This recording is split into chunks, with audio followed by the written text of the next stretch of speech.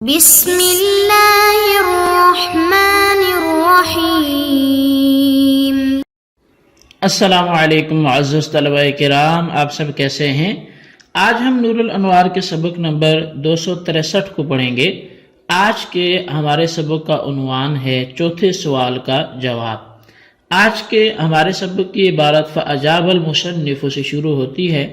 سابقہ سبق میں جو اعتراض ہوا تھا اسی کا جواب ہم دیں گے۔ آئیے سب سے پہلے عبارت پڑھ کے اس کا ترجمہ کرتے ہیں، پھر اس پر مزید کلام کرتے ہیں۔ مصنف علیہ رحمہ لکھتے ہیں فَأَجَابَ الْمُصَنِّفُ بِأَنَّهُ إِنَّمَا أُرِيدَ النَّظْرُ وَالْيَمِينُ جَمِيعًا فِي هَذِهِ الصُّورَةِ۔ پس مصنف نے جواب دیا کہ اس صورت میں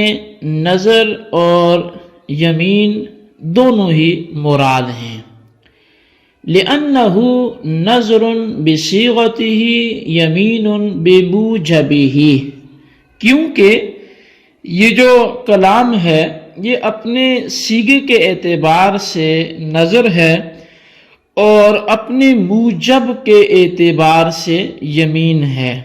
وَتَحْرِيرُهُ أَنَّ قَوْلَهُ لِلَّهِ عَلَيَّ صِيغَةُ نَظْرٍ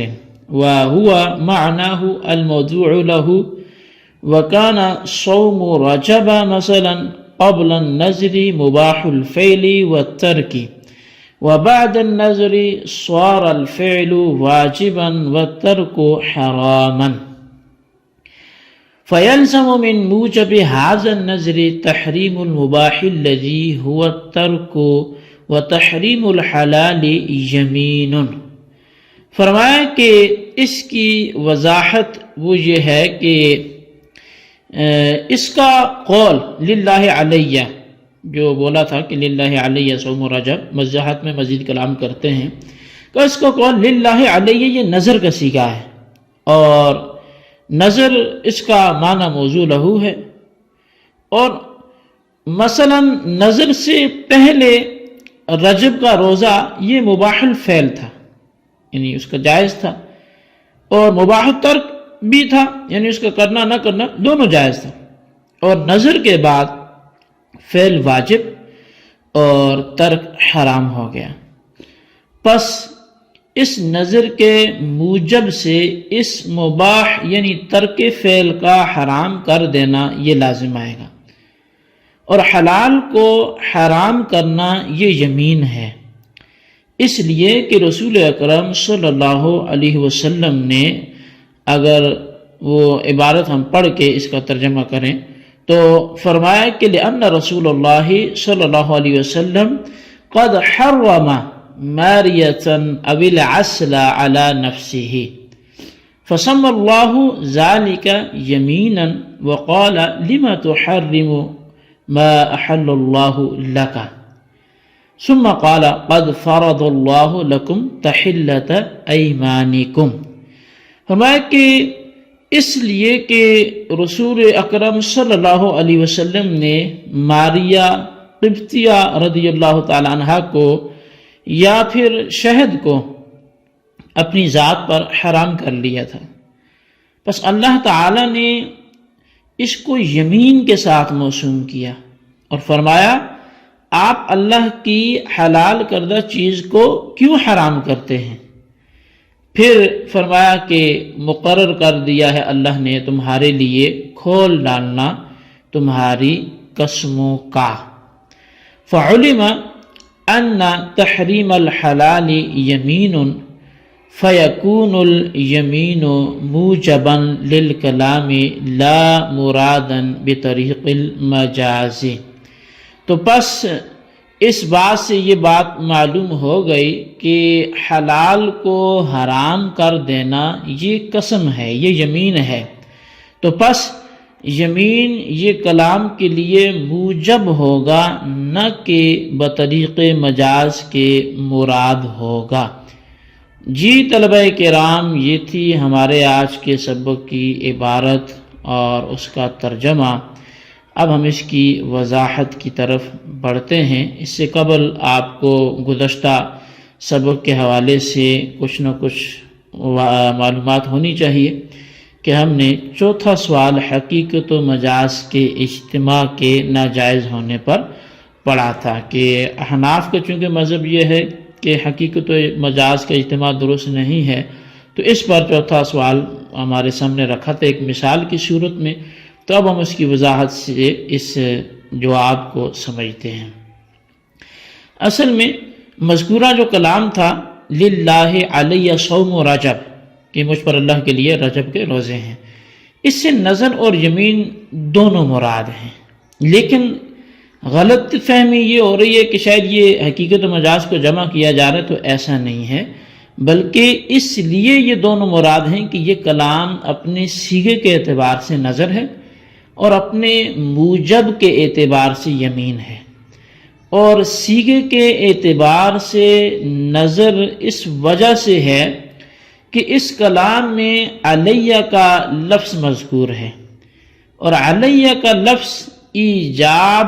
کے لیے آتا ہے، یعنی کسی چیز کو واجب کرنے کے لیے آتا ہے، اور اپنی ذات پر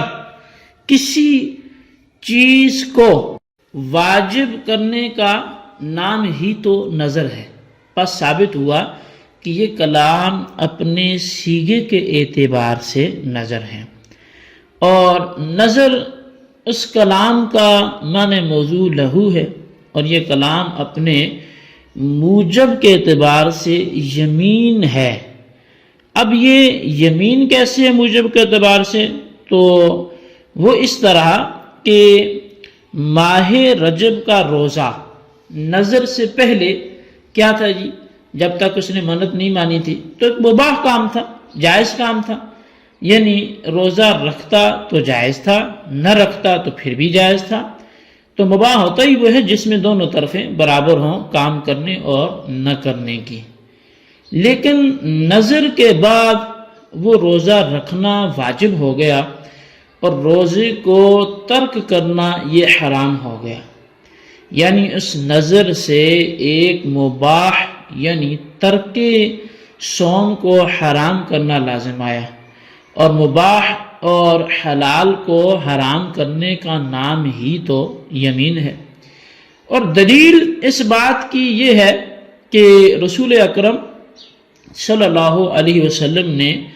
اپنے اوپر حضرت ماریہ قبطیہ یا شہد کو حرام کر لیا تھا، پس رسول اللہ صلی اللہ علیہ وسلم کا یہ کام کرنا، یعنی اس حلال اور مباح فعل کو حرام کرنے کا نام جو ہے یہ کام جو ہے وہ نبی علیہ السلام نے کیا، تو پھر کیا ہوا؟ اللہ تبارک و تعالی نے اس کام کا نام، نبی علیہ السلام کے اس فعل کا نام یمین رکھا، اور یوں فرمایا کہ جناب آپ اس چیز کو کیوں حرام کرتے ہیں جس چیز کو اللہ نے آپ کے لیے حلال کیا، اور پھر فرمایا کہ اللہ نے تمہارے لیے یہ مقرر کیا ہے کہ تم کفارہ دے کر اپنی قسموں کو کھول ڈالو، یعنی قسم کے خلاف عمل کرو اور کفارہ ادا کر دو۔ اب اس سے بھی معلوم ہوا کہ حلال کو حرام کرنے کا نام یمین ہے،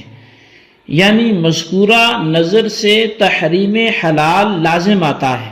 اور تحریم حلال کا نام یمین ہے، لہٰذا مذکورہ کلام میں یمین نظر کے لیے لازم ہوئی، اور لازم ہی کا دوسرا نام موجب ہے، تو پس ثابت یہ ہو گیا کہ یہ کلام اپنے موجب اور لازم کے اعتبار سے یمین ہے، یعنی یمین اس کلام کا موجب ہے، نہ کہ بطریق مجاز مراد، یعنی اس کلام سے یمین کا ارادہ موجب ہونے کی وجہ سے کیا گیا، نہ کہ مجازی معنی کی وجہ سے۔ بہرحال یہ کلام جب اپنے صیغے کے اعتبار سے نظر اور موجب کے اعتبار سے یمین ہے، تو نظر اور یمین دونوں کو مراد لینے کی صورت میں اس اعتبار سے ان دونوں کا جمع ہونا لازم آئے گا، اور جمع بین الحقیقت والمجاز کے طور پر دونوں کا جمع ہونا لازم نہیں آئے گا، اور جب ایسا ہے تو یعنی جب حقیقت اور مجاز کے طور پہ دونوں کا جمع ہونا لازم نہیں آ رہا تو پھر جمع بین الحقیقت والمجاز کا اعتراض بھی واقع نہیں ہوگا۔ یہ ہمارے آج کے سبق کی کہانی تھی جو چوتھے اعتراض کے جواب میں پیش کی گئی۔ تو یعنی جس چیز کو اس کو اگر ہم حاصل سمجھیں تو وہ یہ کہ آپ نے جس طرح اس مثال کو پیش کیا تھا وہ اس طور پہ کیا تھا کہ اس میں حقیقت اور مجاز دونوں پر عمل ہو رہا ہے،